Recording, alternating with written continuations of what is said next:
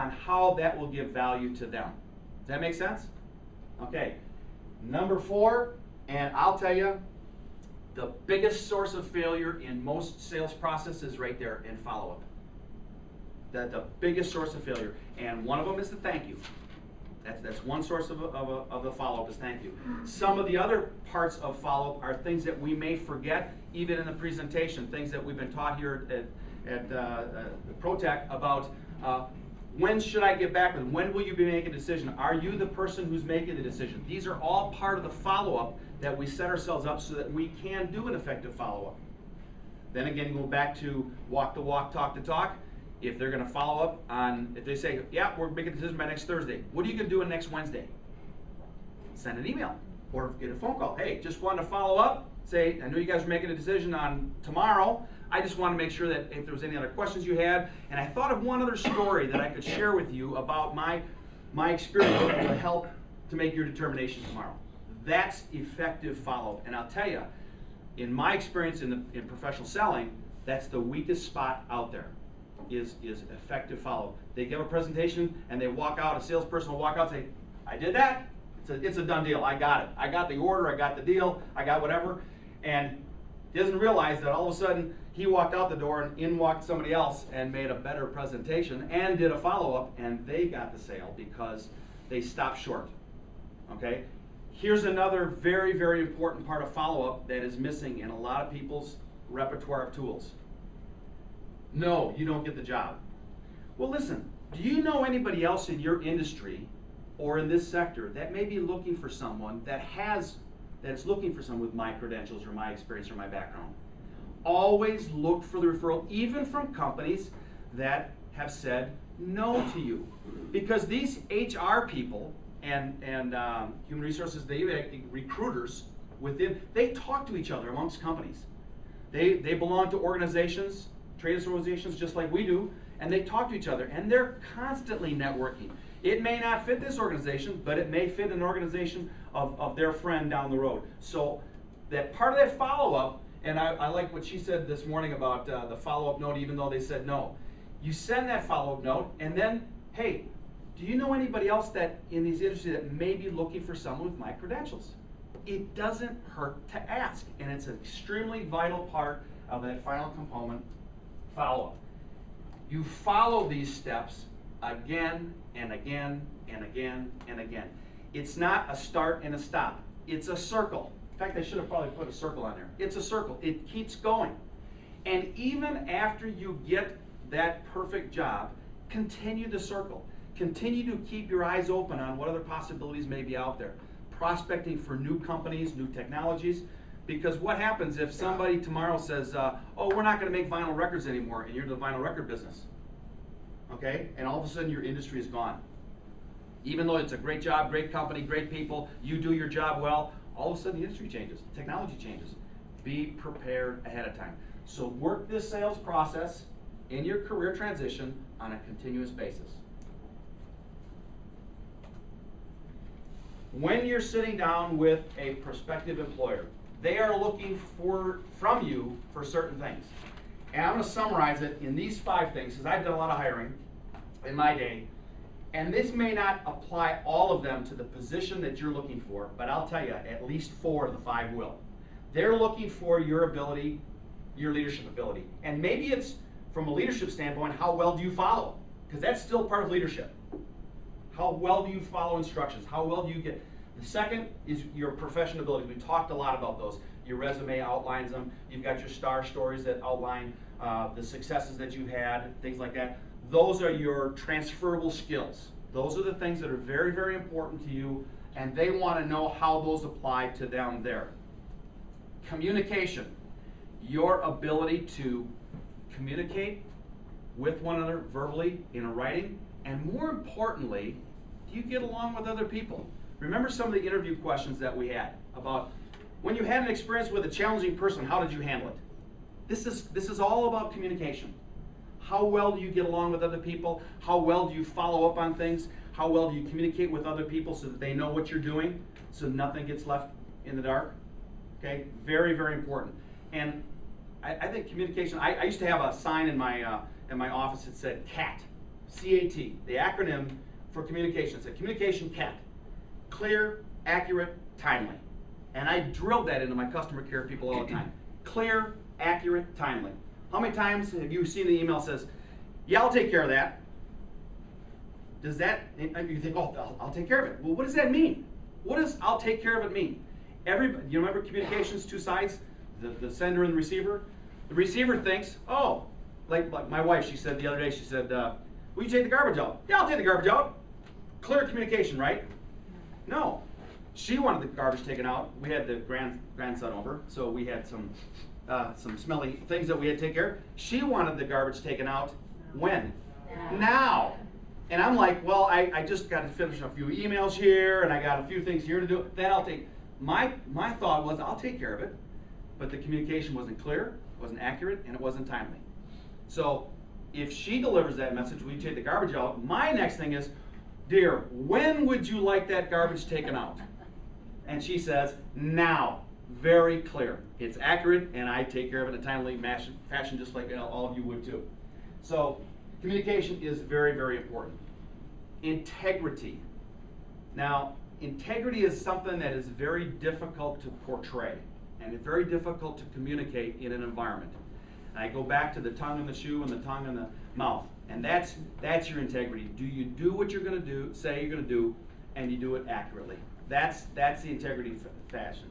And you need to make sure that they understand it. And the best way to communicate that to an employer, prospective employer, is with a story of your integrity. And I don't mean, my employer asked me to cheat or lie or anything like that. I need a story that says you followed through like you said you were going to follow through. That's what they want to know. That's the integrity fashion. Yes? I just know a great integrity measure that's gone through the manufacturing place is called ISO. ISO. All those ISO examples you have to do. Yep, ISO is a great example of integrity of a manufacturing process and manufacturing system. With you yourself personally, you have to develop that credibility, and you have to be able to portray that credibility to the prospective employer. So if you know, for instance, that an employer has a problem with people not showing up to work on time, you can say, here's a fact. In 27 years at XYZ companies, I was never late. Okay? You're not saying anything about integrity, but you're saying something about your credibility. And that says a lot to a prospective employer. The last is do whatever it takes. And I remember my first meeting, the last position I was at with my customer care people. I sat down with my customer care people and said, we've got a lot of things we do, we wear a lot of hats, we do a lot of things, but I never want to hear, that's not my job. If I hear the sentence, that's not my job, you can figure that you're right. That's not your job anymore. Because we all do whatever it takes to satisfy the customer. To satisfy the customer. Now, whatever it takes, of course, legal, ethical, moral, we always have to make sure that those things are in place.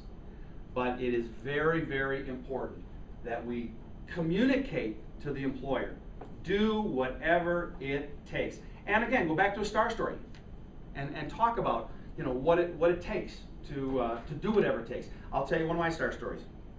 I had a meeting on 8 o'clock on Monday morning in just outside of Owensboro, Kentucky, on a Monday morning. I've been trying for 4.5 months to get an appointment to show the products that we had available for the company I was with this particular management group, with no success. I finally sent an email, followed up with a phone call, and set the meeting for 8 o'clock. They had everybody in from different plants in the country to meet in Owensboro, Kentucky on 8 o'clock on Monday morning. So on Sunday night, I get in my car, 4 o'clock in the afternoon. It's about an hour and a half to O'Hare Airport, get on a plane, fly down there, get a good night's rest, and be there for 8 o'clock in the morning. I'm halfway to O'Hare, and I get a phone call on my cell phone. Mr. Walter, we're sorry that O'Hare Airport, because of wind and snow, is closing, and all flights are canceled. I said, oh my goodness, I've spent 4 months trying to get into this account. I'm not able to get in. They've got to cancel on my flight. What are my options? Put my foot on the gas, and I drove. I drove through a blinding snowstorm and wind, black ice. It took me 8.5 hours, no, 10.5 hours to get to Owensboro, Kentucky. I arrived at about 3:30 in the morning. I checked in the hotel, I never went to sleep, I showered, I was there 8 o'clock, and I made the presentation, and within 7 months, I had 75% of their business, which was over $1.5 million. I did whatever it took. Now that's a story I can use because the employer wants to know, what are you willing to do for me to make my company successful? All right? So develop your own star stories, and we all have them. We all have them. We've all done the extra things to make ourselves successful. Make sure you're prepared when you're with the employer because they want to know, what are you going to do different than you, or you, or you? What makes you different than anybody else? That's the important part. So do whatever it takes. That's the music you should play. When you're sitting down in an interview, second interview, whatever, make sure that they understand that you can contribute to their culture within these concepts here. Now, sales tools. We talked a little bit about them as we went along. Resumes, portfolios, internet, job sites, networking, references, business cards, dress, books, seminars. The most important though, and I would encourage everyone to do as much as they can, and that's the practice area. Practice your interviewing skills, practice your phone skills, practice your writing skills. Practice, practice, practice, because what did Vince Lombardi say? Perfect practice makes perfect, right? And that's what we want to do. So practice as much as you can. That will make you much more effective in that environment. Find the right tools and then use them. Don't just go out and find them, use them. If you've been out of work for, let's say, a couple of months, I would suggest that each one of you should have read about maybe 2 or 3 books on how to find a job. There's a lot of them out there. There's bookshelves, and they have a bunch here. They're down the library. You can go anywhere. If you haven't read at least 2 or 3 books in the last month about how to find a job, there's a tool. Use it. You need to be able to do that. If you're not on a phone networking with old business associates, colleagues, friends, whatever, from wherever, do it. Those are great contacts to be able to move forward in your career change. So find the right tools and then use them. Summary. Sales. It's not taken advantage of. It's not a win-lose situation. It is serving, okay? It's a win-win situation, connecting two people to add to the quality of each other's lives, okay? Always think from their shoes. Always think from their shoes. Comfort, confidence, and trust. Does it fit? Does it have value? And are you consistent and dependable, okay? And lastly, I have this one in my office as well. There is no such thing as can't. Take that word out of your vocabulary. I know some people have certain things that pet peeves. That's one of mine. If you think the word, you automatically shut your mind off to possibilities. You automatically stop looking for the opportunity to solve a potential problem. Never use the word can't. Maybe we haven't developed the technology for that yet. I don't know how to do that. No, I won't do that. No, I shouldn't do that. Those are all respectable and acceptable forms of being able to relate to an opportunity or a challenge. But to say can't says I'm not willing to move forward and look for other possibilities. And that's not the type of environment that I would want to have in my team. And I don't think if you were managing a team, you wouldn't want that environment in your team either. So I just wanted to share that with you and a little bit about comfort, confidence, and trust. And I want to thank you all for coming today and helping me share. Is there any questions about any of these concepts or want to add to any of that? Open it up.